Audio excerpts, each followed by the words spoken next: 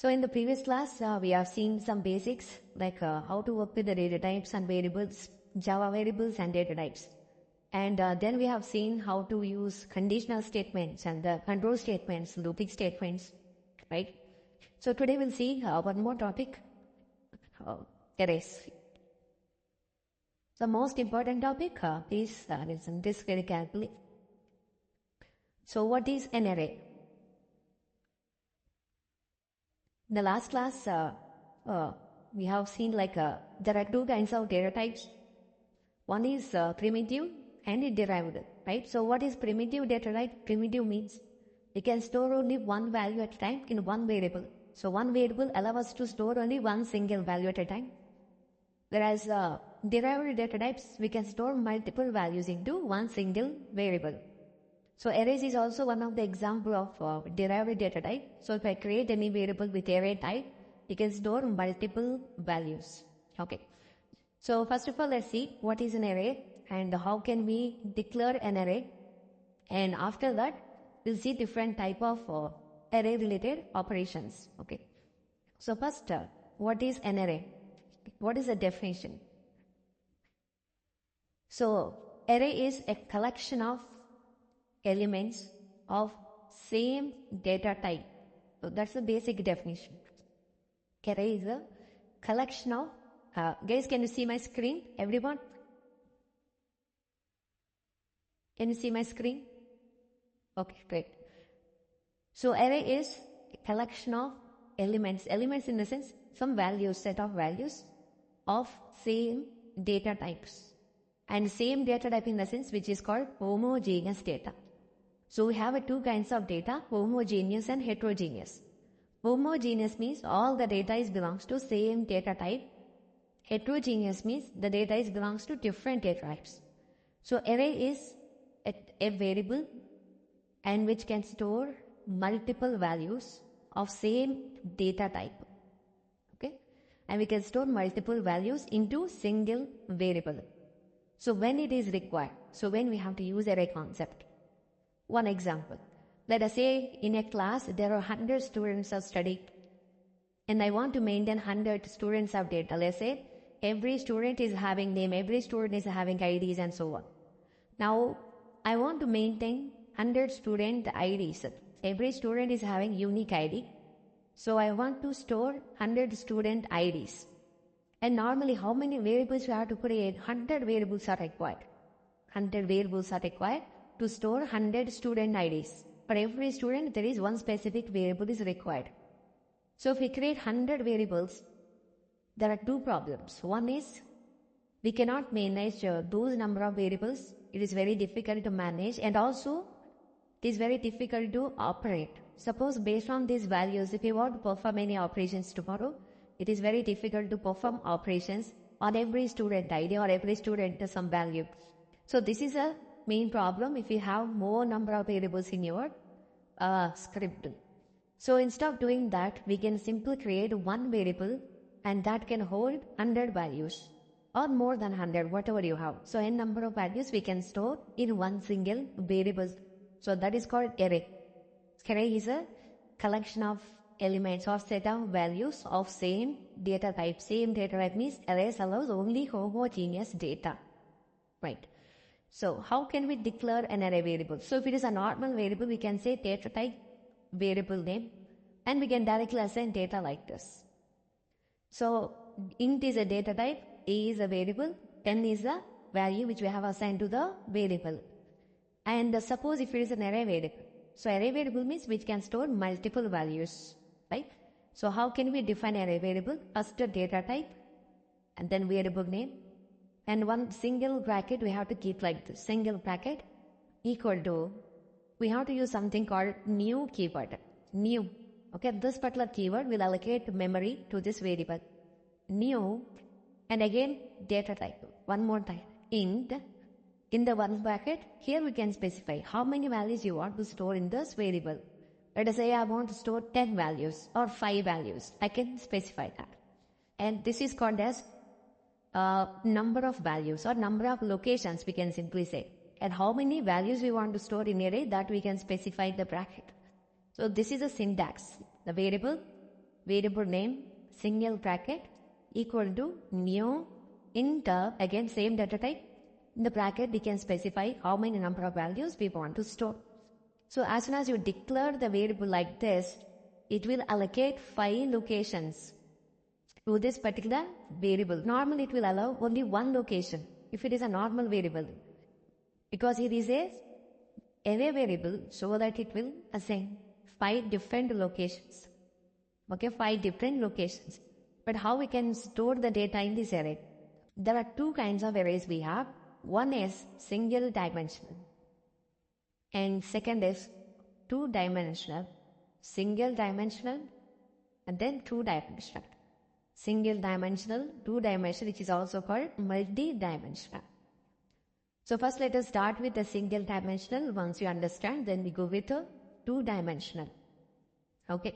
So first let us talk about single dimensional. So what a single dimensional is, just now we have discussed, that is comes under single dimensional. Means only we have a rows.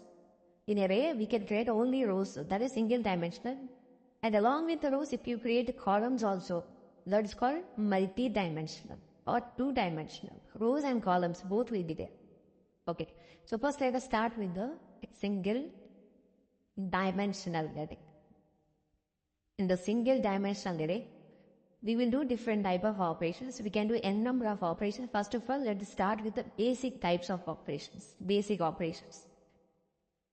The first thing, how to declare an array and how to add values into array. And suppose if we already added some values into array, so how many values we have added? So that also we can find, that is size of an array we can find. And how to read a specific value. Let's say I have stored 100 values in array. And how can we read a single or specific value from array? And how can we read multiple values from array? So these are the basic operations. Later we will discuss some more operations, but these are the very basic. Until unless you understand this, we cannot do further operations. So declaration, adding values into array, finding size of an array, and then read single value from array, read multiple values from array. Okay. Now, first let us start with declaration and everything. So directly go to Eclipse. And let's go to our project. So this is our project. Earlier we already created. Now let's create a new package for today. New package. This is day 6 today. Click on finish. Okay. Now inside this I am creating a new class. So I'll name it as single dimensional array. And here we should take main method also. Click on the finish. Alright, so now it is created a new class, and inside this there is a main method. Now inside this main method we have to write our script. So first, single dimensional. So what is the first thing? So let me put on these plans. Just keeping this card here. So now we'll see one by one. So first thing, how to declare an array. So to declare an array, there are 2 different approaches out there. Okay, so the first approach, the declaration part, okay? Declaring arrays. So the first part is, let's say, approach 1. In approach 1, so first we will create an array variable, let's say int a bracket equal to new int bracket, and here we can specify how many values we want to store in a array. Let's say 5 values I want to store, and then semicolon. This is called declaration. And once you declare an array, then we can store the data into the array. We can add values into array. So to add values into array, we have to represent each and every location. So when I create an array, it will create 5 different rows. Let's say this is my array. Okay, 1, 2, 3, 4, 5 locations. 0, 1, 2, 3 and 4. And all are integers. So currently I am storing some numbers here like this. I want to store 300, 400 and then 500. Okay. So how to store the data in an array? So to store the data in an array, we can simply say this is just a declaration. Once we declare an array, then we can store the data, we can add the data. So how can we do this? By using index. A of 0. In the 0 position, what is the value we want to store? 100. So that I can specify. That's it. Now A of 1 and 200. And A of 3, 300. A of 0, 1, 2. And this is 3, 400. A of 4 is 500. Okay. So like this we can store values into array. So last index is always 4 here because we are specifying 5 is the number of locations and maximum index is 4 only. And we can store even strings also. Instead of int, if you create a string array, you can store only strings. And if you create a character array, you can store only characters. And if you create a double type of an array, you can store only double values. Okay. Yes, array is always start from 0. So index is 0 every time. Remember this point. So 0 is a starting point of index. Index will always start from 0. As per the programming, not only Java, in almost in every programming, indexes will always count from 0 itself. Okay. So now this is the declaration, and then we have assigned some data into the array. So now this array contains the data. This is one approach. So declaration and then assignment. So declaration means we just declare the variable. Assignment means we have added or we have assigned some data into the variable. This is one approach. And the second approach is also there. And I'll tell you which approach is preferable. First let us understand what are the approaches. Now the second approach. Approach 2. And we can declare and assign the data in one single line. That is the second approach. Within single line, we can create an array, we can assign directly data into array. For example here, int variable name bracket, single bracket, equal to curly braces. In the curly braces, we can directly add data like this, 100, 200, 300, 400, like this. You can directly keep adding n number of values. You can also add n number of values like this. So this is another approach. Declaration as assignment both are happened within single. So this is another approach. This is the first approach and the second approach. So but which one we have to choose? When we have to go with the first approach, when we have to go with the second approach. If you look at both of the things, second approach seems very simple and very easy, right? And within single line of code we can do it. But sometimes we have to go with the first approach. Sometimes.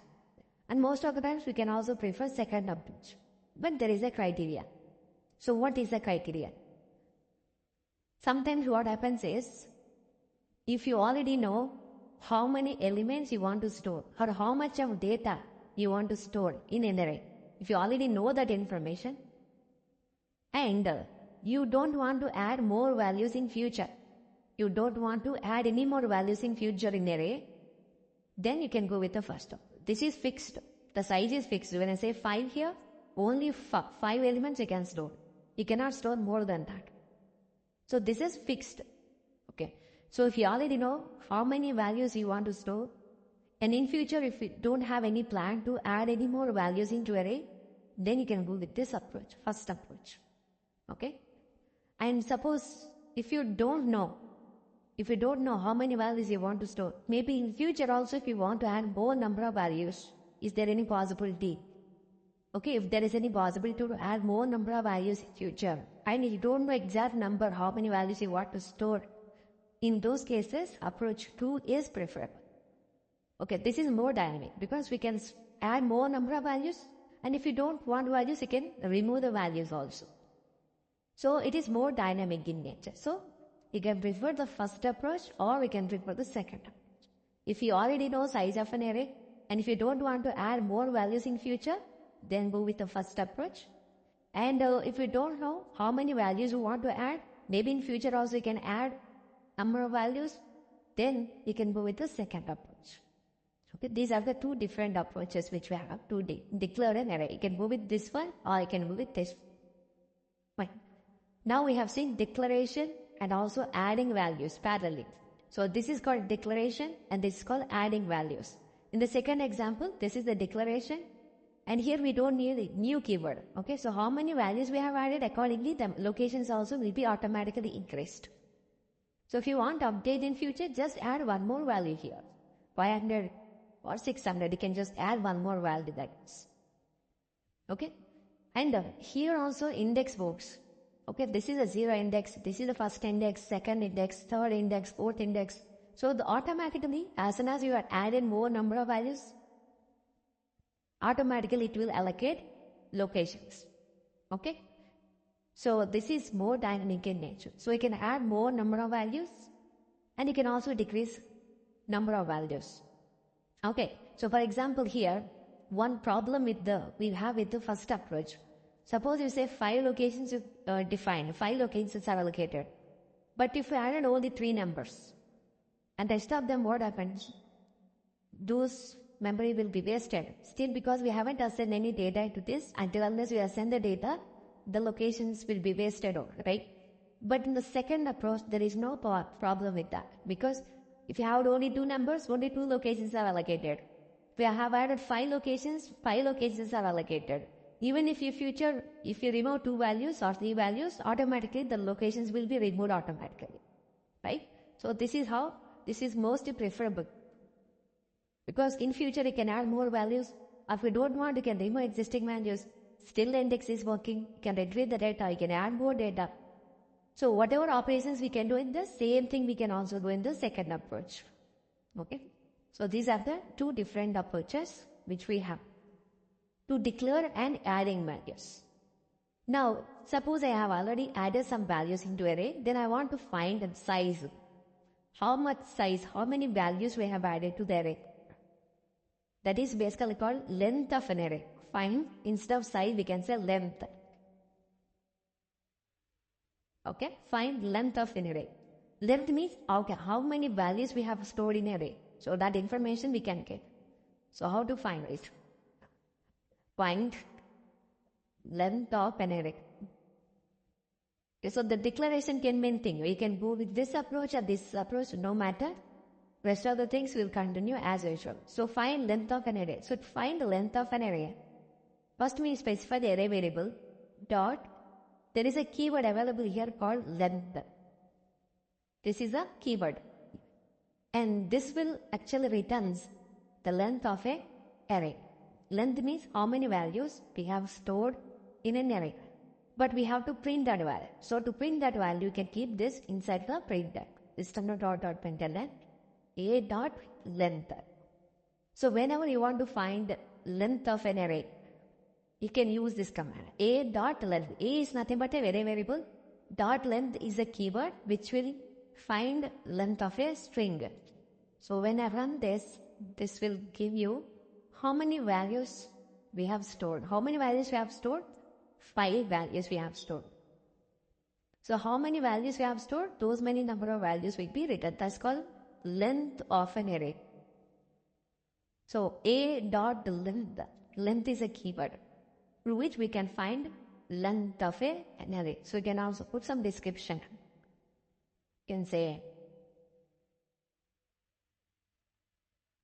length of a array. Okay, so again just a concatenation operator, because we want to join those 2 things. So when you run this, you will get exactly length of an array is 1. Okay, this is one operation. Now suppose I want to read a specific value from an array. I want to read a value from array, specific value from array. So then how can we read? So the next operation. How to read value or data from array, specific location. Okay, simple. System.out.println. Here specify the location. From which location you want value. So for example here, 4th location, I want this value. 500 I want. So I can simply say 4 index number. So here 4 is what? 4 is index number. 4 is index. So if I specify 4 here, A of 4 means 500 should return. So when I execute this, you will get a 500. So if you want to extract specific data from an array, you can write like this. Okay, for example, I have 100 values in array. I want to retrieve all 100 values. Then how many print statements are required? 100 print statements are required, right? In every print statement, we have to change the index number. 0, 1, 2, 3 like this. It is very tedious task, right?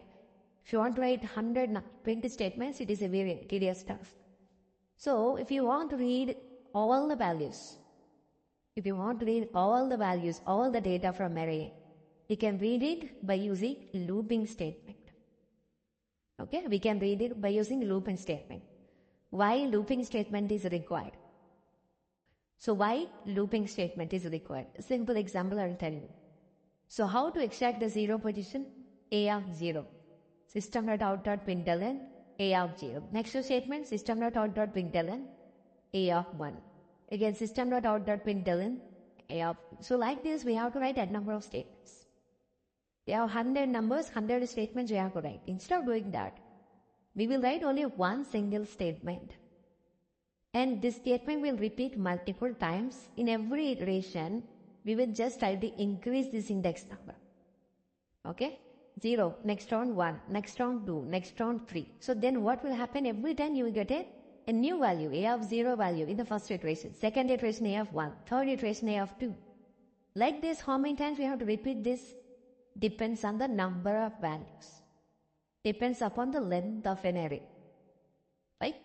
So, single statement, we will repeat multiple times just by changing the index number, by incrementing the index number. And how many times we have to repeat this? Till we reaches the last element. Till we reaches the length of an array. Okay. So now tell me, what is the starting point? Whenever you want to use a looping statement, we have to know 3 things, right? What is the starting point, initial value here? Index initial value, 0. And how much value you have to increment here, index every time? 1 means plus plus. And where we have to stop? As soon as it is reached the length, right? How many values are there? So there we have to stop. Right? So now let us try to understand. If you don't put anything in A of bracket, there are no values. Array still will be created, but there are no values. That is normally called empty array. If there are no values, there is no use, right? So that is called empty array. If you put the values, values will be present. If you are not putting the values, simple just array will be created, which is empty. And then if you find length of an array, it will give 0 itself. We don't have any values in A dot length will return 0 because there are no values in array. Okay? Now, so let us see how can we read all the data from array. So currently we have these many data. So all the data. So simple example I'll tell you is, let me just comment this. If you don't have any values in array, then what will happen? So you can say A of bracket, and here I'm not storing any data. Just you can simply declare like this. It is giving an error, first of all. The local variable A may not have been initialized because it is not enough. We have to initialize an array. Initialize means at least we have to write new into how many values we have.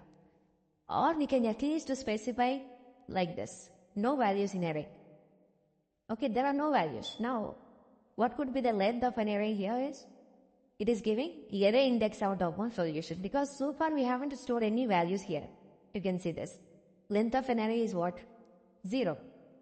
And here this statement is giving this index out of bound exception actually. Because we haven't stored any values so far. So there is no value in the 4th position. So this statement is giving array index out of bound solution. But if you run as a Java application, now I can see length is 0. Because there are no values in this. Length is 0. Okay. But array is got created. But there are no values. There is no positions. Okay. Now I can say only 10 and 20. Only 2 values I have added. Now if you find the length of an array, it will be 2. So 2 elements are there. Okay. So like this, we can create an array with some variable. And if we create an empty array, there are no values at all. But still array will be present. Got it?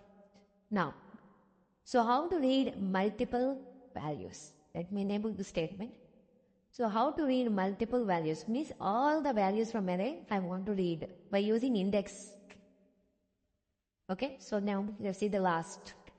Reading all the values from array. Okay, reading all the values from array. So how to read all the values from array? Here we want to use a looping statement. So instead of writing this statement multiple times, just we will write only one time and we will keep changing the index number. So which loop we will prefer here is most of the times we use for loop only. Especially when you're working with arrays, we use for loop. And there is another type of for loop specifically designed for arrays or collections that is called for each loop. That is another flavor of normal for. Okay, so most of the times we use it. I will show you both of the for loops to read the data from array. So first we will see normal for loop, which we have already discussed in the previous session. Okay, how to read the data by using normal for loop. Just normal or classic for loop. So how to write for loop? Okay, now we need to specify three things: initialization, condition, and an incrementation, right? So what is initialization? Int I equal to, I is representing index number starting from 0. And how many times we have to repeat this? How many times less than or equal to? How many times we have to repeat this? It depends on number of values. It depends on number of values. How many values currently we have? 1, 2, 3, 4, 5 values currently we have. Can you specify 5 here? Can you specify 5? No. Right? Because there is no value in the fifth position. Always index start from 0, right? So if index start from 0, this should be always I less than or equal to 4. This is right condition. Or you can put I less than 5. This is also right condition. Because whenever I value becomes 5 less than 5, condition become false, then it will automatically exit. Right? Whenever I value become 5 less than 5, condition become false, then it will exit. This is also right.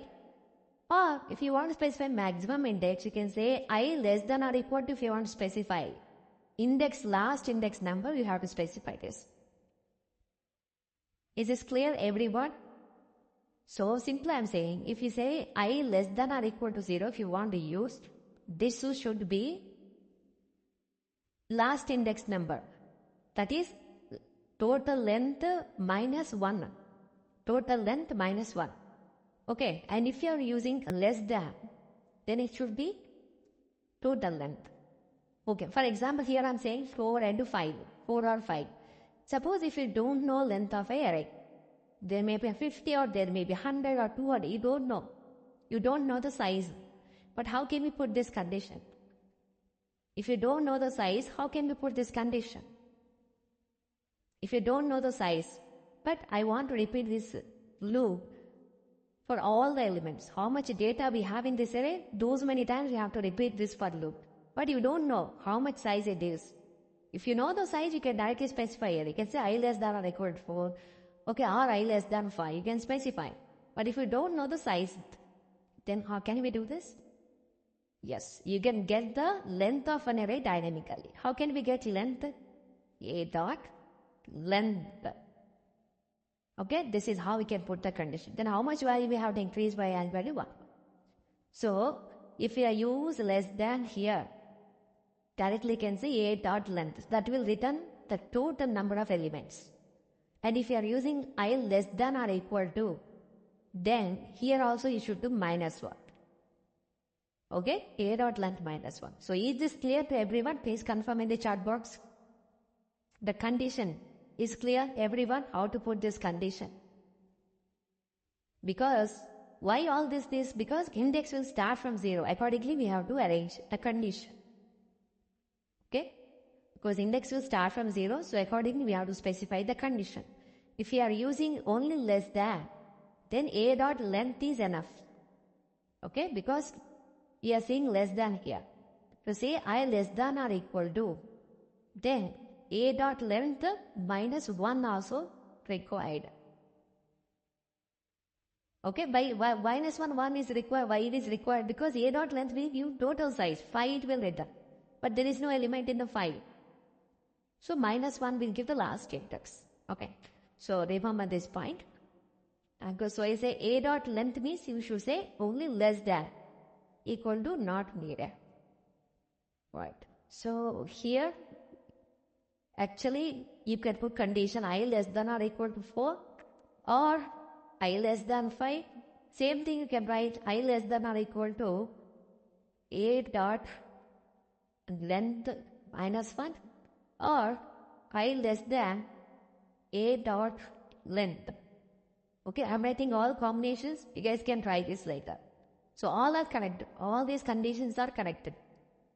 Right? Fine. So now we put this. Next, now we want to extract the data from the particular location. So I can use one print statement. A of, here we specify the index. Whichever index we pass, that value it will return. And that value will be printed. And here, instead of hard coding the value, like 0, 1, 2, 3, 4, we can simply pass I value. Okay. So then what will happen? First I value 0. Condition is true. Then it will enter into the block. So initially A value of I, A is I. I value is what? 0. A of 0 means what? 100. So first time it will bring the first value, 0 value which is 100. Now second iteration I value becomes 1. Again condition is true. Now here A of 1 means 200. Next I value becomes 3. So value will be 300. Next to 400. Next to 500. Then as soon as I value becomes 5, 5 less than or equal to A dot length, condition become false. Then it will exit from the for loop.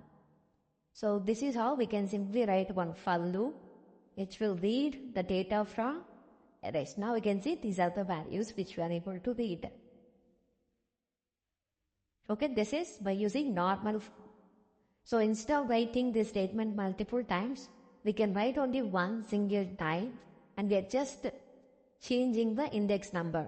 Every iteration we are incrementing the I value by 1 so that we will able to capture all the values from array. This is a way we can read data from single dimensional array by using normal for loop. Now let me show you another for loop which is called enhanced for loop or for each loop. It's more simpler than this one. Okay, very simple. So let me show you. This is called enhanced for loop, also called as for each loop. This is another version of for loop. Mostly we use this with arrays concept and then collections also. Now let me show you same thing. So how to read the data from array by using enhanced for. So let's comment this about it. Now, very simple. First let me write the syntax and then I'll show you how we can execute this. For same, but here we don't have initialization, we don't have condition, we don't have incrementation. So we don't need to specify them. So that is another beauty of enhancer for loop. So initialization we will specify, but incrementation will automatically happen. Condition is also inclusive in this. So how we can do it? Just specify some variable name, some x, colon, array name, that's it. And here just print x value over it. Simple. There is no index, there is no incrementation, there is no condition, nothing is there. Simple. These three statements are able to print all the data. It is more simpler than first one. But how it is going to execute? So that we have to understand. Very simple. So A is an array which is having 5 different values. Right? So I said this is my array which is having 5 values. Here 100, 200, 300, 400 and then 500. Here we don't need to bother about indexes. Okay, when I use enhanced for loop, we no need to bother about indexes. So how it is going to execute? In the A is an array. In the A, what is the first value? 100. So the first value from A will be stored in X. That is 100. First value is 100. So X is 100. then it will come inside, then it will print 100 here. In the next round, it will get another number. Second number is 200. That will assign to the x. Now it will come inside, then x value 200 is printed. Third round, it will assign 300. Now x value becomes 300. Now it come inside, 300 is got printed. So like this, every time it will capture the new number from array and store into a variable that we are got printing. But when it will stop, as soon as all elements are got completed or finished, then this will automatically exit. So this is how it will work, simple. And here we should use something called colon, not equal to. Colon values as per the syntax, okay? So in every round of iteration, it will get each value from array and assign into variable. First 100 will assign, next 200 will assign to the x, next 300, next 400, next 500. There are no more values. Then it will automatically stop. So every time whenever you get a value in the x, immediately we are trying to print this value. Okay? So this is how enhanced for loop works. So here we don't need to specify any condition, no initialization, no incrementation. Everything will be taken care of loop itself. But in case of normal for loop, we have to specify index number, condition, all those things. Okay? So when I execute this, observe, it will just print all the values as it is. So which one is easiest one? Yes? Which one is easiest one? How we are feeling about normal for loop and enhanced for loop? First one or second? Which one you will prefer not? Yes. Second one is more simpler because we are not going to deal with every indexes thing, right? So most of the times use enhanced for loop or for each loop when you're working with arrays concept. In future even collections like array visitor, hash map, set collection. So almost every collection we try to use this looping scheme, enhanced for loop. This is especially designed for collections and arrays concept. Okay, so this is all about single dimensional array. So we are going to discuss so many examples because this is most important topics, and tomorrow also the same topic will be continued, and we will see more examples on this. These are the very basic operations: declaration, adding values, find length of an array, reading single value, multiple values like this. If you know these operations, then we will go with the next level, like how can we sort array, how can we search an element in array. Okay, how can we add number of elements in array? How can we add total sum? So there are different type of programs we can practice based on the array itself. These are the basic operations. Okay, so if you want to print a particular value, don't go with the looping statement. Okay, so if you want to print a particular value, we should not use any looping statement. So directly you can print it like this. You can just directly use one single statement and specify the index of the number. That's it. We are not going to prefer any loop. Loop is whatever the purpose of the looping statement is repetition, right? If there is any something which you are repeating multiple times, then you will always prefer the looping statement. So if you want to extract a particular value, single value, then there is no looping statement required. You can directly write a print statement by specifying the index number, and whichever value you want to extract, you can extract just by specifying the index number. But when we have to use the looping statement, if you want to read all the data, all the values from arrays, from every index, then we will prefer the looping statement. Okay? Now, this is a single dimensional array. So the tomorrow session we will see more examples